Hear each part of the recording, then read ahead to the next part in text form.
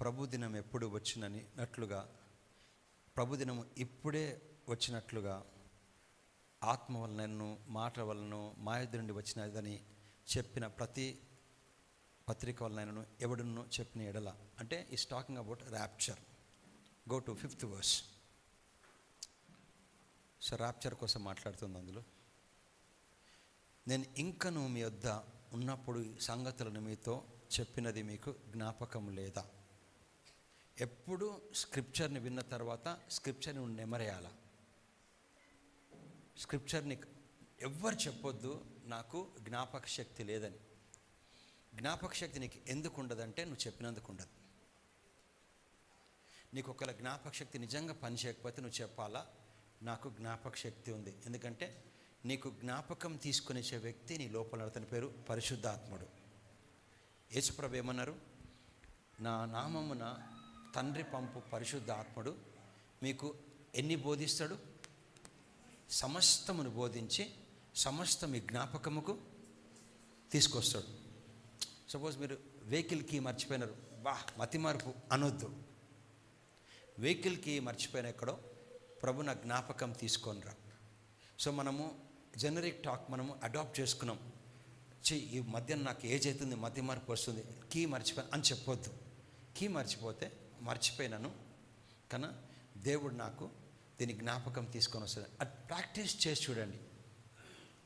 So age అవుతున్న కొద్దికి ఇట్లా అయిపోతుందని చెప్తుంది అని ప్రపంచం చెప్తుంది.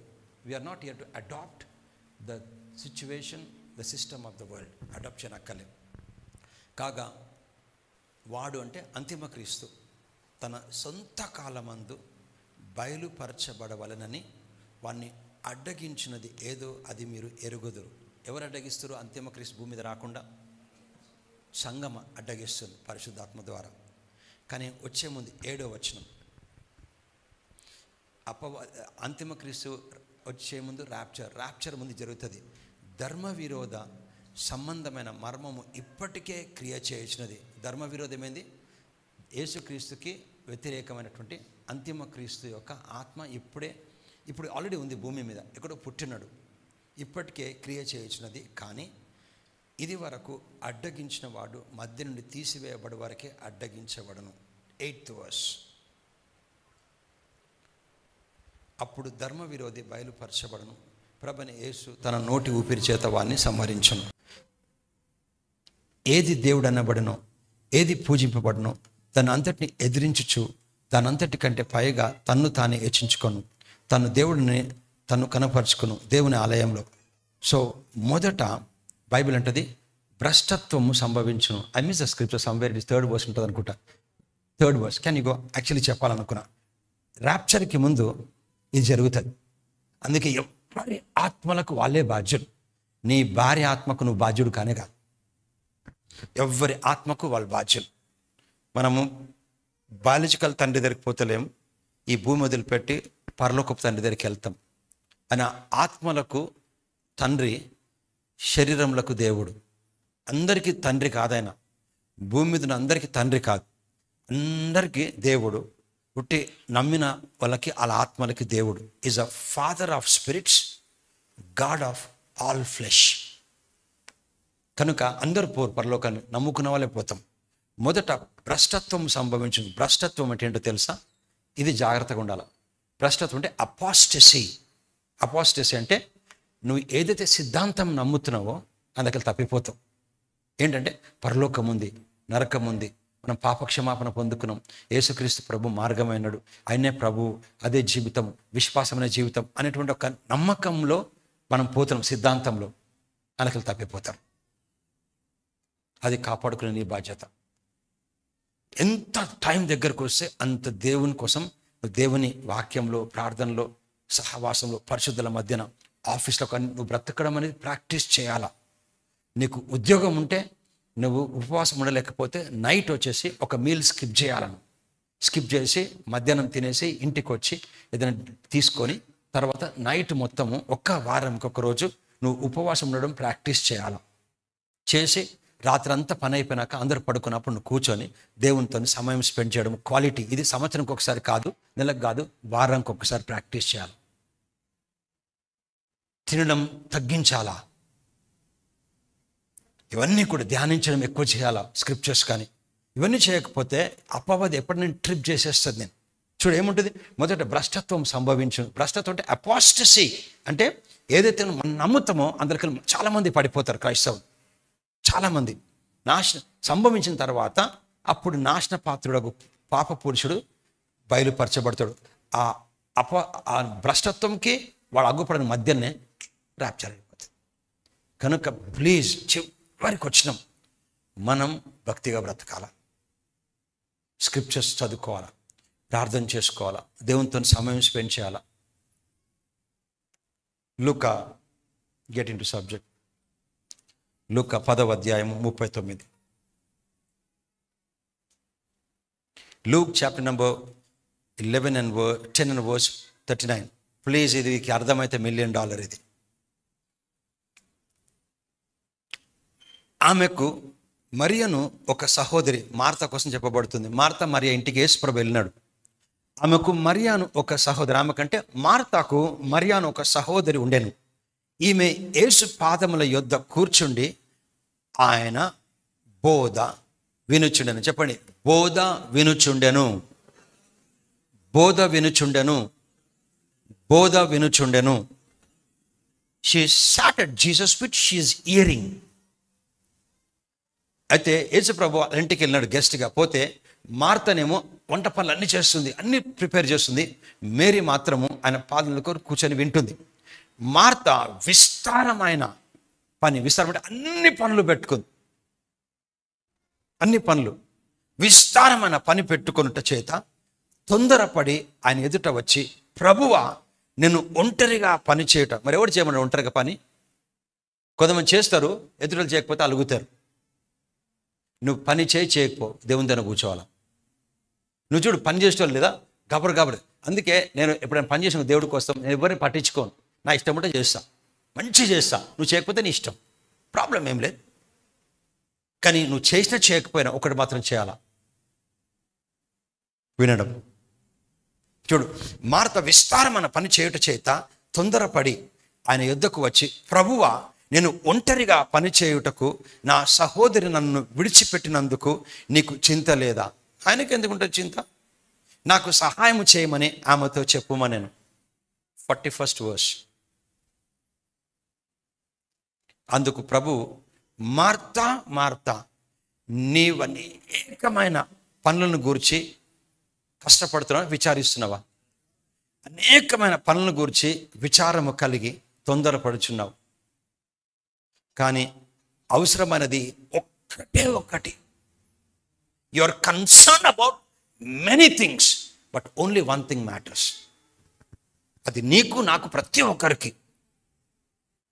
నువ్వు అనేకమైన వాటి కొరకు నువ్వు తొందరపడుచున్నావు, కానీ ఒక్కటే దాని అవసరమైనది. నువ్వు చూడు, చాలామంది పెళ్ళిళ్ళకి ప్రిపేర్ అవుతారు. ఫౌండేషన్ అంత ఉంటుంది, మొక్క మీద లోపల నెమ్మదే ఉండదు. అలా గొడవలు ఉంటాయి, అంత గొడవలు ఉంటాయి. ఎందుకు తెలుసా? వాళ్ళు దేవునితో టైమే స్పెండ్ చేయరు. వాళ్ళ ముఖం చూడు, పెళ్లి కూతురు పెళ్లి కొడుకుది అన్నీ ఉంటాయి, బంగారం ఉంటుంది, కానీ ముఖంలో అసలు కళ ఉండదు అంటారు. ఎందుకంటే లోపల గొడవలు, ఇంట్లో అది ఇది, వాళ్ళతో అన్నీ చేసుకొని they don't spend time. Christmas అప్పుడు, క్యారల్స్ అప్పుడు అసలు టైమే స్పెండ్ చేయరు. అందుకు ప్రభు, మార్తా నీవు అనేక పనులను గురించి విచారం కలిగి తొందరపడుచున్నావు, కానీ అవసరమైనది ఒక్కటే అవసరం భూమి మీద. ఆ దేవుని దగ్గర కూర్చొని వినడం. నువ్వు వినడం అనేది నువ్వు వ్యసనంగా చేసుకోవాలా. నువ్వు వినడం స్క్రిప్చర్స్ని అట్లని చెప్పేసి ఏదంటే అది వినొద్దు. ప్రభు చెప్పిండు, ఏమి వింటివో ఏదైనా వినని చెప్పలే. ఏమి వింటివో జాగ్రత్తగా విను, ఎట్టి కొలతతో. నువ్వు పాపి, నరకం పోతు, అలాంటి మాటలు వినొద్దు. మనం పాపాత్కులం కాదు. ఒకవేళ అట్లంటే ఒక క్వశ్చన్ అడుగుతా అందరినీ, రక్షించబడిన తర్వాత ఒక్క తప్పు చేయలేదను? So you should know the meaning of holiness, you should know the meaning of righteousness, you should know the meaning of sanctification, you should know the meaning of purity.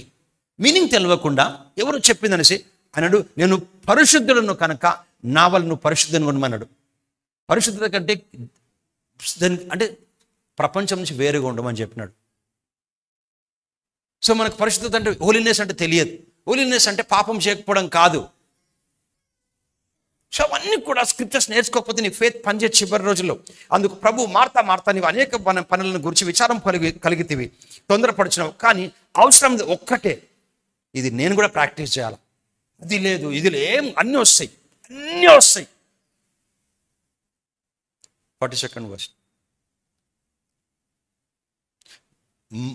మరియ ఉత్తమమైన దాన్ని ఏర్పరచుకుంది.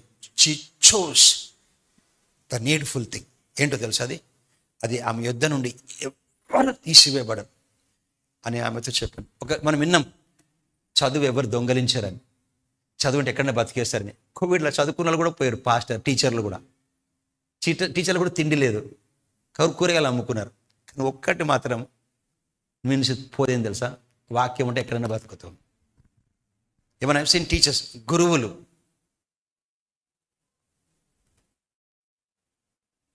మీకు తెలుసా మనకు బోధించిన టీచర్లు అందరూ కూడా పూర్ ఉంటారు స్కూల్లో, కానీ విద్యార్థులు మాత్రం ఫారెన్లో ఉంటారు, చాలా చదువుకుంటారు. అవునా కాదా? మా టీచర్ ఈమె వల్లనే మేము ఇంత అయినా. ఐ మీన్ తెలుసా, తిండి లేకుండా ఉంటుంది. నేను టీచర్ పదవిని తప్పని చెప్తాను, నాకు ఇష్టమైన పదవి టీచర్ పదవి. ఎందుకంటే వీ కెన్ ఎడ్యుకేట్ పీపుల్. నువ్వు టీచర్ ఉన్నా ఎవరున్నా, చదువునా చదువులేకపోయినా నీకు స్క్రిప్చర్స్ తెలవాలి, వాక్య జ్ఞానం. బైబిల్ అంటది, నీ విశ్వాసము ఈ లోక జ్ఞానమందు కాక దేవుని యొక్క శక్తి అందే కలిగి ఉండాలి.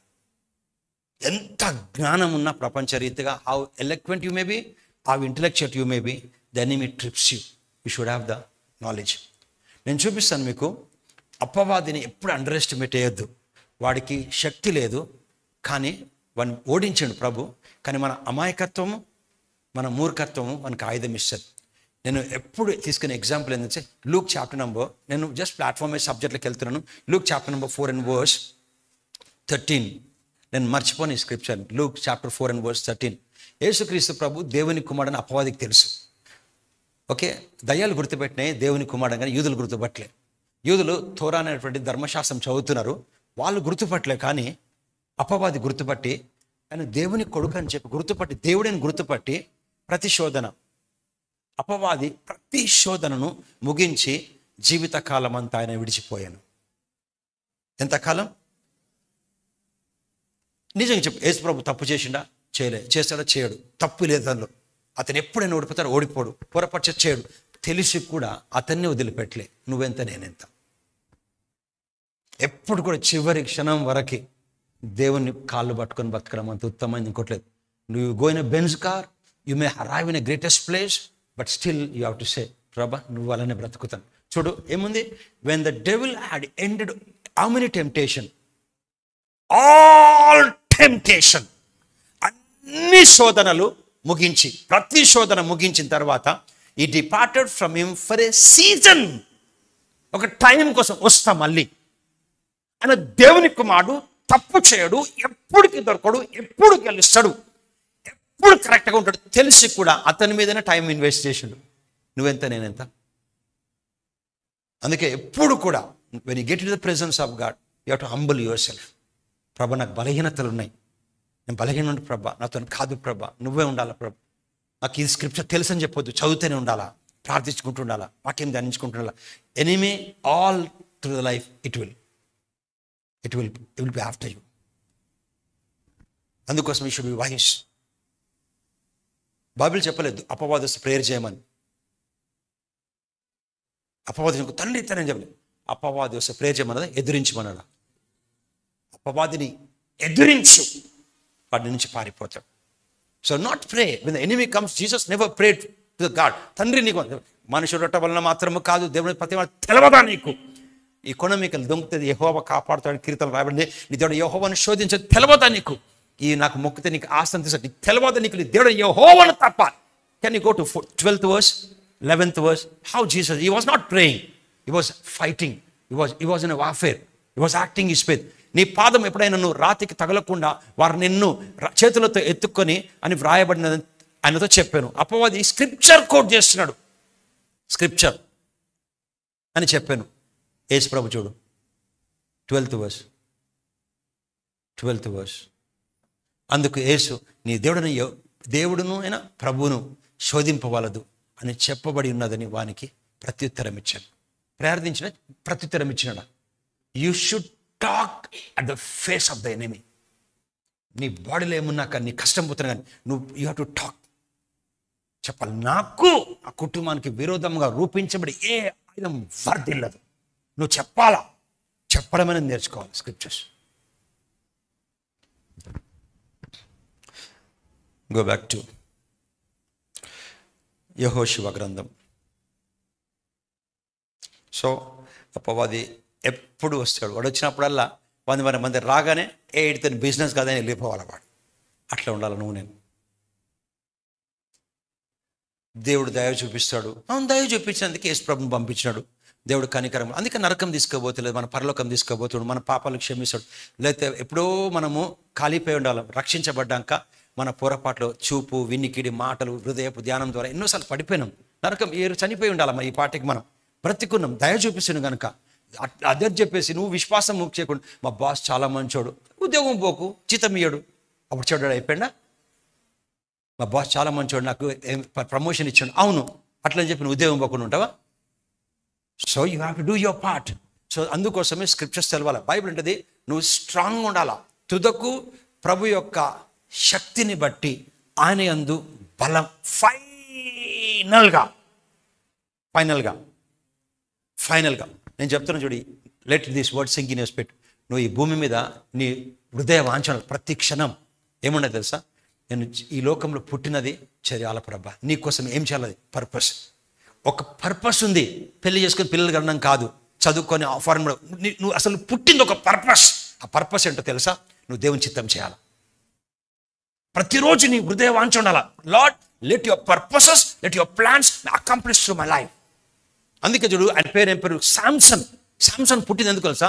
పెళ్లి చేసుకొని కాదు, పిల్లలు కానీ కాదు, పెళ్ళి అవుతుంది, అన్ని పార్ట్ ఆఫ్ ద లైఫ్, అన్నీ వస్తాయి. ఉద్యోగము, చదువు, డబ్బు, హోదా అన్నీ కూడా ఈ లోకంలో దేవుడు పీనట్స్గా ఇస్తాడు, బై ప్రొడక్ట్స్ అయి. కానీ ఫస్ట్ ఎందుకు పుట్టాడు శాంసన్ ఎందుకు పుట్టిన అంటే ఇజ్రాయెల్ని కాపాడడానికి. రాజులు లేరు అప్పుడు, కానీ తప్పు చేసిన తర్వాత కళ్ళు పోయిన తర్వాత ఆయనకు లాస్ట్ ప్రేయర్ అప్పుడు కళ్ళు ఏమని చెప్పాడు దేవుడికి? ఏమని చెప్పినాడు? ఆయన పర్పస్ తెలుసు, ఇజ్రాయెల్ని కాపాడాలా ప్రాణం పెట్టి కూడా. ఏమడు, తండ్రి ఒక పని చేయి, ఒక చివరిసారి ప్రార్థన చేశాను, నా కన్నులేమని చెప్పాలి, డెల్లలని పెళ్లి చేసుకుంటాను. Sir last time I pray O God that let me die with the Philistine. ఎందుకంటే ఆయన ఎవరి కోసం చనిపోవాలా? శాంసన్ ఇజ్రాయెలైట్స్ కోసం. శత్రువులతో చనిపోయేటట్టు నాకు లాస్ట్ ఒక ఛాన్స్ అన్నాడు. So the strength came back, he kill all the enemies and he died with them. దేవుడు ప్రణాళిక ఉద్దేశం కోసం నువ్వు బ్రతుకుతున్నావు. To preach the gospel, support the gospel, fund the gospel, pray for people. Don't tell I'm not a pastor. You have to do it. నీ abilities, నీ talents, నీ money, నీ సమయం దేవుని కొరకు వెచ్చించాలి. నీకేం రాకపోతే ఒక బుక్ తీసుకొని పేరు రిక్వెస్ట్ రాసుకో. ఒక వారంకి ఒకసారి ఉపవాసం ఉండు. రాత్రి పూట ఆఫీస్ ఉంటే నువ్వు ఆఫీస్కి పోకుండా ఉండొద్దు, ఆఫీస్కి పోవాలి. దేవుడు ఇచ్చింది ఉద్యోగం. ఇంటికి వచ్చినాక ఈ సాయంకాలం కూర్చొని you start to interest for the people. You start to interest. వివాహం కాలం కోసం, అనారోగ్యముల కోసం, డాక్టర్స్ కోసం, ఇంజనీర్స్ కోసం, అధికారుల కోసం యూ స్టార్ట్ టు ప్రే. మీకు తెలుసా, నేను when I was in school, మా స్కూల్ అందరు కూడా మిక్స్డ్ హై స్కూల్, అందరు రైల్వేస్లో అందరు టీచర్స్ అందరు కూడా దే వేర్ క్రిస్టియన్స్ టీచర్స్. వాళ్ళకు 45 minutes లంచ్ బ్రేక్ ఉండేది. అందరూ స్టాఫ్ రూమ్లోకి వెళ్ళేసి లంచ్ రూమ్లో 15 minutes తినేసి హాఫ్ అన్ అవర్ ప్రేయర్ చేసేవాళ్ళు. అన్ని క్లాసెస్ కోసం అందరు రక్షించబడాలని. నేను ఒక హిందువుని, నేను పాస్టర్ అయినా అలా ప్రేయర్ బట్టి. ఒకరోజు నేను ప్రే టవర్లో పనిచేస్తున్నాను. మా టీచర్ పేరు మైకిల్, సోషల్ టీచర్స్. ఆమె నా దగ్గరకు వచ్చి ప్రేయర్ చేయించుకొని ఏడిచింది. ఆమె నన్ను గుర్తుపట్టలే. ఆమెను చూసిన నేను, sir pastor brother pray for me అన్నది. నేను చూసిన, could I take time and talk to tell me అంటే, you are my teacher, social teacher అని కూర్చోబెట్టినాను. ఆమె కాళ్ళ దగ్గర కూర్చున్నా. I said, you people use to pray in the staff room. మా కోసం స్టాఫ్ రూమ్లో 15 minutes తినేటోళ్ళు, 45 minutes ఉంటే హాఫ్ అన్ అవర్ టైం తీసి కూర్చొని ప్రేయర్ చేసేవాళ్ళు. ప్రేయర్ చేస్తుంటే ఈ ప్రేయర్లు ఏమైంది తెలుసా, అన్యులుగా ఉన్న టీచర్లు కూడా వీళ్ళతో కూర్చునేవాళ్ళు. టీచర్లు కూడా క్రిస్టియన్గా మారిపోయినారు. సో నేను అన్నాను, మీరు ప్రార్థన చేసినందుకు వన్ ఆఫ్ ప్రోడక్ట్ నేను today I in to the ministry and she cried. ఎప్పుడు గుర్తుపెట్టుకొని, ప్రార్థన చేసి జవాబిస్తని మోడీ చెప్పలే, ప్రార్థన చేసి జవాబిస్తని పెద్ద మనిషి చెప్పలే, ప్రార్థన జవాబిస్తని చెప్పింది పాస్టర్ కాదు, దేవుడు చెప్పినాడు. ప్రార్థన చేసి దేవుడు జవాబిస్తాడు. కానీ నువ్వు ప్రార్థన చేయాలా. నీకు కనబడకపోయినా ప్రార్థన చేయాలి. దేవుడు ఎక్కడో at the end of the day God will answer in his own way, in his own time.